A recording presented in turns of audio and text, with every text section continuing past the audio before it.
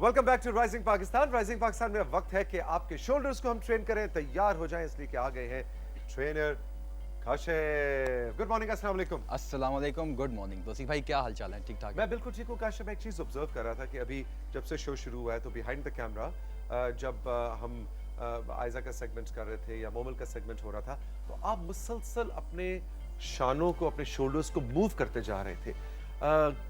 इसका मतलब ये वार्म अप की कैटेगरी में आता है, और इतना ज़्यादा वार्म अप के पिछले तकरीबन 20 मिनट से आप वार्म अप कर रहे हैं। जी बिल्कुल।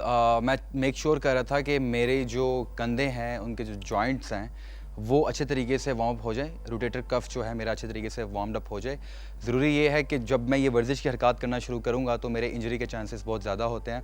और होता ये है कि हम वार्म अप अच्छे तरीके से जब नहीं करते हैं, या जंपिंग जैक्स कर लिए, कोई और वर्जिश की हरकत कर ली,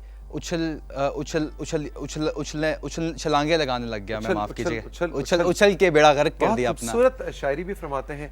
देखिए, पहला मिसरे पे जरा गौर करें आप, उछल उछल उछल उछल, और दूसरे मिसरे में एक बिल्कुल नई बात उन्होंने की है, उछल उछल उछल उछल। उछल उछल के आप थक जाते हैं। जो स्पेसिफिक टारगेट एरिया है मसल का, उसको वार्म अप नहीं कर पाते हैं। तो जिस मसल को आपने ट्रेन करना है, कहने का मकसद ये है कि उसको आप अच्छे तरीके से ट्रेन कर लें। शोल्डर्स जो हैं वो नो मैटर व्हाट आपको हर लिहाज से ट्रेन करना है, क्योंकि जब भी आप कोई भी वर्जिश की हरकत कर रहे हैं, आप पुल कर रहे हैं, पुश कर रहे हैं, बैक मसल इन्वॉल्व है, आप लेग्स कर रहे हैं, वन लेग्स ट्रेन कर रहे हैं, तो आपने वेट को पकड़ा हुआ है, हैंग किया हुआ है, होल्ड किया हुआ है, तो आपके शोल्डर रोटेटर कफ इन्वॉल्व हो रहा है। तो उसके लिए ज़रूरी है कि आप आर्म सर्कल्स में कर रहा था, डिफरेंट स्ट्रेचेस कर रहा था, तो ज़रूरी है कि इंजरी से बचा जा सके। आज की हमारी फर्स्ट मूव है जो कि थोड़ी सी नई है और थोड़ी सी दुश्वार है। हमने डंबल्स को यूँ पकड़ा और आपने weight according to your strength use करना है। अच्छे तरीके से मैंने वार्म अप कर लिया, तो अब आपने सर्कल्स करने हैं। वाह, ये इतनी कोई जबरदस्त एक्सरसाइज है ना साथियों, कि ये अगर आप अपनी जिंदगी का हिस्सा बना लें रूटीन के अंदर, जरूरी नहीं कि आप 5 किलो 8 किलो के डंबल्स हों, बेशक 1 किलो या 2 किलो के डंबल्स भी, लेकिन ये आप एक सर्कल अगर बनाएं, जैसा कि काशिफ 10 रेपिटेशन रखने हैं आपने। और देखिए कि मैं यहाँ पे जब लेके आ रहा हूँ, आर्म्स मेरे बिल्कुल लॉक हैं स्ट्रेट करके, और नेगेटिव में कंट्रोल कर रहा हूँ, नाइस एंड कंट्रोल। झटका नहीं देना, बैक स्ट्रेट रखनी है। इसके बाद अब हम जब इसके 10 रेपिटेशंस हो जाएंगे तो हमने 30 सेकंड्स का ब्रेक लेना है, क्योंकि हमने मसल को बर्न स्टेट में रखना है, बर्न स्टेट अलाइव रखनी है, ताकि हम मैक्सिमम अपने टारगेट को हिट कर सके, उस रेंज को पहुंच सके जो हम चाहते हैं। इसके बाद जो हमारी नेक्स्ट मूव है वो आर्म सर्कल्स हैं। ये फर्स्ट रोटेशन थी जो फ्रंट की थी, जो हमारा फ्रंट अपर चेस्ट इन्वॉल्व था। बहुत सारे लोगों का ये हिस्सा वीक होता है, यहाँ पे डीप कट्स नज़र आ रहे होते हैं जब वो देखते हैं कि यार ये ट्रेन नहीं है। क्यों? क्योंकि आपने एंगल जो है अपना, इंक्लाइन जो है वो हाई पे नहीं रखा। लाइक मिसाल के तौर पे 25 पे, 35 पे, 45 पे, 65 पे, 75 पे, 85 पे, ये एंगल्स हैं। हर एंगल पे एक पुरकार की तरह आपको ट्रेन करना है। तो हाई इंक्लाइन रखेंगे तो आपका अपर चेस्ट के साथ फ्रंट शोल्डर ट्रेन होगा, जैसे कि मैंने अभी ट्रेन किया। हमारी वर्जिश अगली हरकत जो है वो ये है कि हमने आर्म सर्कल्स करने हैं। अब हम फ्रंट से होते हुए साइड पे जा रहे हैं। क्या करना है हमने? रोटेशन साइड पे, डंबल रोटेट होगा। बहुत ही मुफीद और ज़बरदस्त एक्सरसाइज है ये। बज़ाहिर शोल्डर की एक्सरसाइज है, लेकिन मैं अक्सर ये कहता हूँ कि अगर इनको आप अपनी रूटीन का, डेली रूटीन का हिस्सा बना लें, तो आपको एक नॉर्मल हेल्दी बॉडी मेंटेन करने में बहुत हेल्प। आपने 10 से ऊपर रेपिटेशंस नहीं करने हैं, आपने 10 रेपिटेशंस ही करने हैं और 3 सेट्स करने हैं। आपका 30 सेकंड का ब्रेक होगा। आपने 10 रेपिटेशंस किए, nice and control, full range of motion. देखिए कि मेरी एल्बो ऐसे बेंट नहीं है। अगर बेंट होगी तो मैं डिजायर्ड जो मेरा मसल है, जिसको मैं टारगेट करना है, जिसको पूरा लिफ्ट करके अब मैं रोटेशन का हिस्सा बना रहा हूँ बिल्कुल सीधा रखते हुए, तो मेरी जो बायोमैकेनिकल फोर्स है वो entirely front region, side region पे पड़नी चाहिए। ठीक है साथियों, अब हमने क्या करना है? हमने ये करना है कि हमने 3 सेट्स कर लिए, पहली के, दूसरी के 3 सेट्स कर लिए। वेट आपने एडजस्ट करते रहना है, जैसा कि मैं प्रोग्रेसिव ओवरलोड पे जा रहा हूँ, उसी तरीके से रिवर्स पिरामिड स्टाइल पे भी आ रहा हूँ कि मैं weight according to my strength बढ़ा भी रहा हूँ और घटाता भी हूँ। इसके बाद हमने क्या करना है? हमने एंगुलर लेटरल रेस करने हैं। इस डंबल को ऐसे लिफ्ट किया यहाँ पे और स्लो हैंग किया। 1 2 3 4 5 6 7, बिल्कुल नेगेटिव, जितना आप नेगेटिव कंट्रोल कर सकते हैं। मिसाल के तौर पे अगर मैंने 10 रेपिटेशंस करने हैं कहीं पे 30 सेकंड्स में, ये मैं 1.5 मिनट में कर रहा हूँ, 2 मिनट में करूँगा, विच मीन्स कि टारगेटेड एरिया जो है वो ज़्यादा वक्त ले रहा है, तो ज़्यादा मैं वेयर एंड टेयर करूँगा मसल्स को। 1 2 3 4 5 6। मुझे याद है कि जब मैंने नया ये काम शुरू किया, तो काशिफ ने जब मुझे पहली बार ये एक्सरसाइज करने के लिए दी जो इस वक्त आप देख रहे हैं, तो मुझे बुरा लगा। मैंने कहा काशिफ ठीक है, मैंने नया काम शुरू किया, लेकिन मैं बच्चा नहीं हूँ, मुझे बड़ों वाली एक्सरसाइज बताएं। और ये मुस्कुराया, इसने कहा करें तो सही ना, और जब किया तो लग पता गया। अब देखिए ज़रा कि अब आप इसकी फॉर्म की बात करें, एंगल की बात करें, टेक्निक की बात करें। मैंने फ्रंट फुट अपनी राइट ली हुई है और जिस वर्जिश की हरकत को मैं इस्तेमाल करूं अपने सीधी साइड से, उस हाथ को मैं यूज़ कर रहा हूँ, वही टांग आगे की जानिब है। लेकिन ये हाथ क्या है, ये टेंशन में है, ये फ्रंट पे है, ये साइड पे भी हो सकता था। अगर मैं इसको साइड पे ले जाऊँ जी, अगर मैं इसको साइड पे ले जाऊँ तो यहाँ पे मुझे सपोर्ट मिल रही है घुटने से, टांग से अपनी। इसको मैं अगर फ्रंट पे लेके आऊँगा तो मेरी टेंशन यहाँ पे मेंटेन है। अब हमने स्विच किया, हमने क्या किया, हम वापस आएंगे इस साइड पे। ये हमने रेपिटेशंस किए, 10 रेपिटेशन है, nice and slow all the वे। अब आप ये देखिए कि जैसा कि अगर मैं अपनी बॉडी को सीधा करूं तो मेरा एंगल कितना फ़र्क पड़ा ज़ाविये में। बाकायदा मैं यहाँ लेके आया और मैंने सीधा कर लिया, लेकिन मैं यहाँ ट्रेन नहीं कर रहा था। तो हमारी टेक्निक डिफरेंट है। पुरकार की बात की, डी की मैंने बात की, मैं यहाँ लेके आया हूँ। ये टॉर्सो ऐसे ही है, यहाँ बात की, और यहाँ से हमने मिड रेंज पे ट्रेन करना है। शुरू करते हैं 10 repetitions. Nice and 1 control. 2 3 4 5 1 1 2 3 4 5 6 Maximum. 7 1 Maximum. 1 2 3 4 5 साथ साथ लेना है, 6 7 3 सेट्स, 30 सेकंड ब्रेक। इसके बाद हमने फ्रंट रेस करना है, डंबल को यूं पकड़ा, वाइड स्टैंस करेंगे और छोड़ना नहीं है डंबल को आपने, all the way, dead lock, nice and control. बिल्कुल वापसी का सफर जो है बिल्कुल आराम आराम से है। आसान तो नहीं है, लेकिन उसको बिल्कुल ऐसे जैसे सुहाना बिल्कुल बनाएं। smooth, हाँ, आसान और सुहाना बनाना है इस पूरे अमल को आपने, और आहिस्ता आहिस्ता नीचे वापस आना है, क्योंकि Nice and यही आपकी वेयर एंड टेयर जो मसल्स की इसमें होती है ना, वो बड़ा ही लुत्फ है उसका। ये देखिए, Nice and control, all the way up, all the way up. Full range of motion, all the way up. And all the way down. Nice and control. हम बिल्कुल स्लो रेंज यूज़ कर रहे हैं। हमने ज़्यादा वक्त लेना है अपने मसल को बर्न करने के लिए। इसके साथ ही हमने क्या करना है, हमने बेंट होके लेटरल बेंट ओवर और रेज अब करना है। हमारा वक्त भी सेगमेंट खत्म का हुआ। अख्ताम को जी। पहुंच रहा है। हमने क्या करना है, एक इसकी रेंज होती है ये, हमने ये नहीं करना। हमने अपर ट्रेपेजियस इन्वॉल्व करते हुए शोल्डर ब्लेड्स को इन्वॉल्व करना है अपर बैक के। क्या करना है, ये ग्रिप होगी और all the way back straight parallel to the ground, up stretch, 10 repetitions, 3 sets, थोड़ा थोड़ा पानी। ये था आज का workout. Thank you very much Shaunak Kashif, have a great day. हम चल के लेंगे राइजिंग पाकिस्तान में एक छोटा सा ब्रेक। ब्रेक से जब वापस आएंगे तो 2 किताबें आपको रेकमेंड करनी है, और उसके बाद डॉक्टर नौशीन तकवी हमें ऑर्गेनिक और इनऑर्गेनिक खानों की एक लिस्ट बताने लगी है कि डर्टी डाइट कौन सी है, वो कौन से डर्टी डजन है। 1 से लेके 12 तक की एक लिस्ट होगी जो स्क्रीन पे हम आपको दिखाएंगे। आप तैयार हो जाएं, आप अपने फोन से उसका स्क्रीनशॉट भी ले सकते हैं स्क्रीन पे, कि वो कौन सी 12 चीजें हैं जिनको हमारी जिंदगी में किचन से दूर दूर होना चाहिए, और कौन सी चीजें हैं जिनको आपकी जिंदगी में करीब करीब होना चाहिए, यानी कि एक अच्छा ट्रेनर और हेल्दी लाइफस्टाइल। और वो 15 चीजों की लिस्ट भी हमें डॉक्टर नौशीन बताएंगी। रही मेरे साथ, अभी मिलते हैं।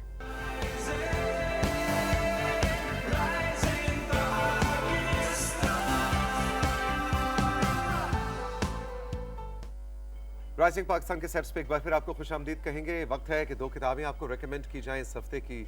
2 किताबें, एक उर्दू अदब से और एक बैनुल अक़वामी अदब से। मैं अक्सर कहता हूँ कि कुछ काम ऐसे हैं हमारी नस्र में, उर्दू ज़बान में, कि जिनके बग़ैर उर्दू लिटरेचर, उर्दू अदब की कहानी, अपनी कहानी मुकम्मल नहीं होती। वैसे उर्दू अदब के ऐसे बाब हैं कि उनको पढ़े बग़ैर आप ये कह ही नहीं सकते कि मैं मुतारिफ़ हुआ हूँ उर्दू लिटरेचर से, मैं स्टूडेंट हूँ उर्दू लिटरेचर का, मुझ में शौक़ है उर्दू अदब को जानने और उसको कुरेदने का।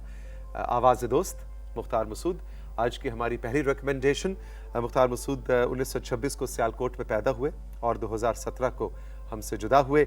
सिविल सर्विस से मुंसलिक थे, और आवाज़ दोस्त जो एक बहुत बड़ा हवाला है हमारे उर्दू लिटरेचर के अंदर। इसके 2 अबवाब हैं, एक है मीनार पाकिस्तान और एक है कहतुर रिजाल।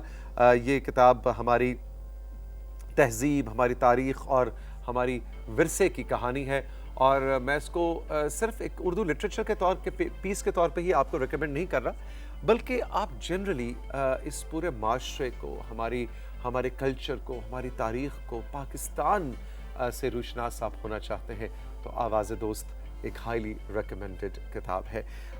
सफ़र नसीब अगेन मुख्तार मसूद साहब की दूसरी तसानीफ में से लोहे आयाम और सफ़र शौक, सफ़र नसीब, लोहे आयाम और सफ़र शौक, इन तीनों के अंदर भी आपको मुख्तार मसूद डेफिनेटली एक लिखारी का अपना एक रंग होता है, वो कोई भी काम कर रहा हो वो एक रंग उसका नज़र आता है। इस तरह परवीन शाकिर की आप जितना भी उनका आप कलाम पढ़ें उसमें कहीं ना कहीं आपको उस शेर से पता लग जाता है परवीन का शेर है। बिल्कुल इसी तरह से जो नसर निगार होता है उसकी तहरीर, उसके जुमले की, उसका तोड़ना बुनना, उसके जुमले को कहाँ उसने छोड़ा है, उससे भी जब आप बहुत ज़्यादा लिटरेचर पढ़ते हैं और एक ही लिखारी को एक कारी की हैसियत से बहुत ज़्यादा डिस्कवर करते हैं तो आप पहचान पाते हैं कि किस लिखारी का। लेकिन मुख्तार मसूद साहब की एक बहुत चीज़ जो बहुत ही खूबसूरत है कि वो जो भी मौजू उठाते हैं, मैं ये नहीं कहता कि वो बदल जाता है उनका लिखने का अंदाज, लेकिन उस मौजू की मुनासिबत से उनके जुमले की बुनियाद, उनके ख्याल को हर्फ के ज़रिए कागज़ पर मुंतकिल करने का अंदाज़ बहुत जुदा नज़र आता है। और ये एक बड़े लिखारी की एक पहचान भी है कि वो कहीं तो अपना मुनफरद अंदाज़ रखे लेकिन कहीं कहीं वो अपनी जुदा पहचान भी एक लिखारी के तौर पे आपके सामने लेकर आए। आवाज़ दोस्त, हाईली रिकमेंडेड, आप ज़रूर पढ़िए, दूसरों को तोहफा देना है तो ये किताब आप दे सकते हैं। द ग्रेट गैट्सबी, 1925 में ये नावल लिखा गया और फ्रांसिस स्कॉट फिट्जजेराल्ड ने इस नावल को लिखा। 1920 के अमेरिका की कहानी है कि इसमें एक बहुत ही एफ्लुएंट, बहुत ही अमीर शख्स है, जे गैट्सबी उसका नाम है, जो लॉन्ग आइलैंड में रहता है। और इसका खासा ये है कि वो इतना अमीर है, वो बहुत बड़ी बड़ी दावत थ्रो करता है, पार्टीज थ्रो करता है अपने घर पे, लेकिन खुद उस पार्टी में नहीं आता, खुद उस पार्टी का हिस्सा नहीं बनता। उस शहर में एक खातून रहती है डेजी, जो कि जिससे उसे मोहब्बत हो जाती है, प्यार हो जाता है और बाद अज़ां खुलता है कि ये उसकी पहली और पुरानी मोहब्बत है। डेजी जो है वो किसी मजबूरी के तहत टॉम से शादी कर लेती है और बिल्कुल एक पाकिस्तानी ड्रामे की कहानी भी लग रही है इस वक्त आपको। टॉम से शादी हो जाती है और एक पार्टी के बाद गैट्सबी और डेजी जो है वो किसी दिन मुलाकात के बाद गाड़ी में जा रहे होते हैं तो गाड़ी के सामने एक औरत आती है और गाड़ी से उसकी टक्कर होती है और उस औरत की डेथ हो जाती है और उसका नाम था मर्टल। और पता लगता है कि मर्टल जो है वो टॉम की महबूबा थी। सही इस वक्त पाकिस्तानी ड्रामा सही पीक पे जा रहा है, लेकिन इसके अंदर खूबसूरती है, इसमें इंसानी रिश्तों, इंसान का एक दूसरे से मोहब्बत करना और उस मोहब्बत को चैलेंज करने की जो फितरत है, अपने आप को चैलेंज कर, अपनी मोहब्बत पे खुद से सवाल उठाने का कि जो इंसान की फितरत है, उसको बहुत खूबसूरत अंदाज में इस नावल में सामने रखा गया है। बाद में क्या होता है, जे गैट्सबी जिंदा बच जाता है, नहीं बच जाता, उसके गाड़ी के आगे आके एक औरत की डेथ हो गई, उसका अपना अंजाम क्या होता है, ये जानने के लिए आपको किताब पढ़नी पड़ेगी, द ग्रेट गैट्सबी। ये थी हमारी आज की 2 रिकमेंडेशंस और अब एक और तरह की रिकमेंडेशंस की तरफ बढ़ते हैं। डॉक्टर नौशीन तकवी हमारे साथ मौजूद हैं जो कि न्यूट्रिशनिस्ट हैं। डॉक्टर साहब पहले बताएं, कुछ मुतजस्सिस हुई आप इन? सब इंटरेस्टिंग है, मैं पढ़ूंगी, टाइम मिला तो जरूर पढ़ूंगी। द ग्रेट गैट्सबी आपने जरूर पढ़नी इंशाल्लाह। मुझे पता आप बहुत एंजॉय करेंगे। अच्छा ठीक, इसका क्या मतलब हुआ था उसी मुझे बताएं। चले ऑफ स्टेज पता चलेगा कि आप क्या कहना चाह रहे थे मुझे। नहीं, मैं जो ऑफ स्टेज कहना चाह रहा हूँ वही मैं ऑन स्टेज और ऑन एयर भी कहना चाह रहा हूँ कि वाकई क्योंकि आपको क्यूरियोसिटी होती है ना, एग्जैक्टली कि आप बड़ी मुतजस्सिस शख्सियत की मालिक हैं, तो आप जैसे लोगों के इस तरह के नॉवल बहुत अच्छा। आई विल अच्छा जी, क्या टॉपिक है आज? आज हमारा टॉपिक है कि ऑर्गेनिक खाने और अनऑर्गेनिक खानों में क्या फ़र्क है। Okay. ठीक है, बड़ा हम इजी करके कोशिश, इसलिए मैं स्लाइड्स बना के लाई हूँ। सबसे पहली हमारी अगर स्लाइड लग जाए जी, पहली स्लाइड और साथ साथ आपने स्लाइड्स के स्क्रीनशॉट्स भी लेने हैं आपके लिए, बहुत फायदेमंद साबित होंगे। बिल्कुल जी, डॉक्टर नौशीन की पहली स्लाइड देखिए जी। अच्छा, एक तरफ लिखा है ऑर्गेनिक फूड और एक तरफ लिखा है नॉन ऑर्गेनिक या इनऑर्गेनिक फूड। पहले तो बताओ डिफरेंस क्या है। ऑर्गेनिक वो खाने होते हैं तौसीक जिनको ग्रो करने में ना आप पेस्टिसाइड यूज करते हैं और ना ही केमिकल्स यूज होते हैं। अच्छा। अगर आप नॉन ऑर्गेनिक है तो उन्होंने जल्दी हटा दी, कोई बात नहीं, कोई बात नहीं। तो उनको आप आज इतनी अच्छी लग रही हैं कि सुधीर ने कहा मैंने डॉक्टर नौशीन दिखानी है, स्लाइडों का क्या है? अरे नहीं सुधीर, मैंने बड़ी मेहनत की है। अच्छा, दोबारा दिखाओ भाई। अच्छा नहीं, खैर मैं आपको बताती हूँ। उस्मान प्लीज प्ले करो दूसरी पहली अच्छा, स्लाइड। इसमें देखो एक इंजेक्शन नजर आ रहा होगा आपको, non organic. Oh yes yes yes. ठीक है, I wanted to make a difference. देखिए ये क्या होता है कि एक सेब है जो एक तरफ से ग्रीन और एक तरफ से लाल किया गया है। टमाटर दिखाया गया, इनको ना जो इंजेक्ट किए जाते हैं ना कलर्स, जस्ट टू एनहांस के फ्रूट बहुत अच्छा लगे और इम्प्रेस। वाकई ऐसा होता है? यस। स्ट्रॉबेरीज बहुत कॉमन तरीकाकार है स्ट्रॉबेरीज, क्योंकि अभी सर्दियां हैं तो उनको भी हम कलर करते हैं ताकि जितनी वो रेड होती हैं आप उतने अट्रैक्ट होते हैं, ठीक है। एग्जैक्टली। तो तो ऐसे में जो डिफरेंट केमिकल्स वाली खादें हैं वो भी इन ऑर्गेनिक कैटेगरी में आती हैं? बिल्कुल आती हैं। अगर इसीलिए आपने नोटिस किया होगा लोगों के में बड़ा ट्रेंड आ गया किचन गार्डन का, उसमें कोई वो ऐसी चीज़ नहीं ऐड करते जिसमें फल या सब्जी जल्दी ग्रो करे या उसका कलर जो है वो इन्हांस हो, तो वो चीज़ें जो हैं वो आपके लिए नुकसानदेह हैं। मतलब मुझे कोई जरूरत नहीं है कि टमाटर मेरे जो है वो 2 महीने की फसल जो है वो 15 दिन में फसल 15 हो जाए, तैयार हो मैंने कौन सा जाए, कोई exact- बेचने। बिल्कुल, लेकिन वो ऑर्गेनिक हो, वो अपनी असल साख्त में, असल फॉर्म में मुझे और उसमें मिले। उतने ही न्यूट्रिएंट्स और चीज़ें हों जो आपको ज़रूरत है, और वो केमिकल्स और पेस्टिसाइड्स यानी कि वो नुकसानदेह आपके लिए। ठीक। एक और अगली नेक्स्ट स्लाइड है जी हमारी, वो भी बड़ी इंपॉर्टेंट है। अब ये देखें दिखाया गया है, एक ये कॉन्सेप्ट भी है कि ऑर्गेनिक और इनऑर्गेनिक फूड, बर्गर्स हैं, स्टेक्स नज़र आ रहे हैं, सारी चीज़ें, और एक तरफ आपको ताज़ा फल सब्जियां नज़र आ रही हैं। बेसिकली विद टाइम तौसीक ये ट्रेंड होना शुरू हो गया कि हम जो हैं बहुत ज़्यादा फास्ट फूड्स की तरफ, प्रोसेस खानों की तरफ जाने लगे, ईजी टू कुक। क्यों?